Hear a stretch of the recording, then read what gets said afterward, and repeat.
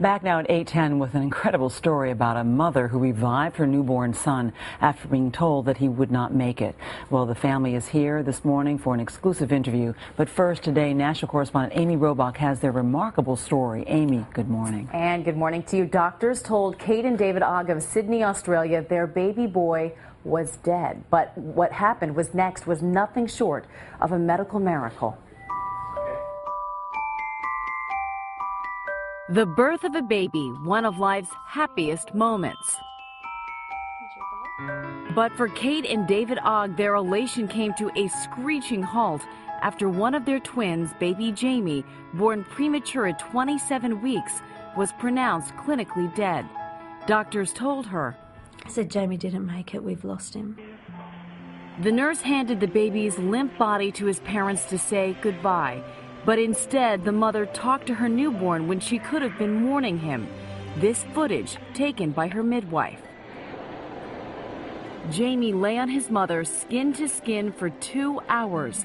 She cuddled him and stroked him and said, "Your twin sister Emily is fine." He started gasping more and more regularly. I'm like, oh my God, what's going on? She says the doctors told her not to get her hopes up. It's just a reflex. He can't be alive. Then a short time later, he opened his eyes. Kate put breast milk on her finger, held it at Jamie's lips, and he started sucking. Her doctors were in shock. He just kept shaking his head and moving it around. I don't believe it, I don't believe it. A medical miracle. Baby Jamie came back to life before their eyes. Luckily, I've got a very smart, very strong wife who instinctively did what she did. If she hadn't have done that, I believe that Jamie probably wouldn't be here. It's inspiring for a lot of people. Magic in a mother's touch. Even doctors say there's something to it. Isn't it interesting that the body, the mother's warmth, the effort that she'd had up to that period of time was passing through to the child? That's pretty amazing. Jamie and his twin sister Emily are now 5 months old and happily living at their home in Sydney, Australia. We were lucky. Yeah. We feel so fortunate. So lucky. We're like the luckiest people in the world.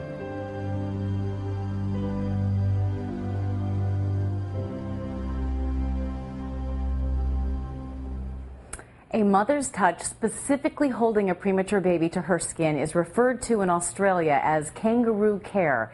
It has helped premature babies feed and keep themselves warm, but this takes it to a whole new level. One blogger said it best, "It just goes to show you how a mother's love trumps all the known measurable science." Anne. All right, thanks a lot, Amy. And we're lucky to have Kate and David Ogg here with us this morning, along with their twins, Emily, and their miracle baby, Jamie. Good morning to all of you. Good morning. Kate, I've got to ask you, at that moment, after giving birth, after being told this devastating news, what made you react as you did? I'd carried him inside me for only 6 months, not long enough. But I wanted to meet him, you know, and to hold him and for him to know us as well. If he was on his way out of the world, we wanted for him to know who his parents were and to know that we loved him before he died. So you were loving him? Yeah, yeah. And talking to him? Yep. And telling him his name and his sister and how she was doing and all the things we wanted to do with him as he grew up. Trying to entice him to stay with us. We didn't want to let him go. You did. And you did? Yeah. Had you known about kangaroo care, this idea, before? Yeah. I'd read about it a few years back, about a woman having a premature baby and your body kind of acting as an incubator to keep them warm, and you know, they come out of you and all of a sudden there isn't the warmth or the smell of their mother or the sound of their heartbeat. And so putting him back on my chest was as close as he could have been to being inside me where he was last safe, you know. Over the course of those 2 hours, you were hoping that he would come back to life?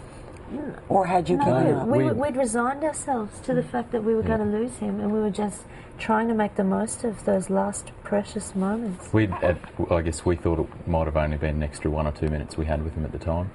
It ended up extending to over 2 hours, which we were very fortunate. And then it's still going on. So we felt extremely lucky. You even, it looks like, took off your shirt, David. I did. Kate turned to me and said, "Rip your shirt off. Let's surround him with love and body heat," and that's what we did. We just wanted to give him as much warmth as we could. And feel us and smell us.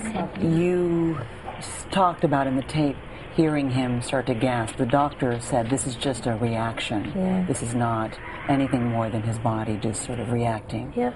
When he opened his eyes, what was the emotion? What was the thought that you had? I think half of us was saying, what if he actually makes it?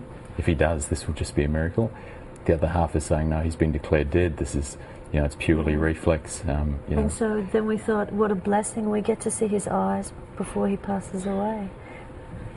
Yeah. And then they stayed open. Yeah, and he was lifting his head and Yeah. he was grabbing my finger. Yeah. It was amazing. Yeah. And the you have tears now just I know. even thinking about it. Yeah.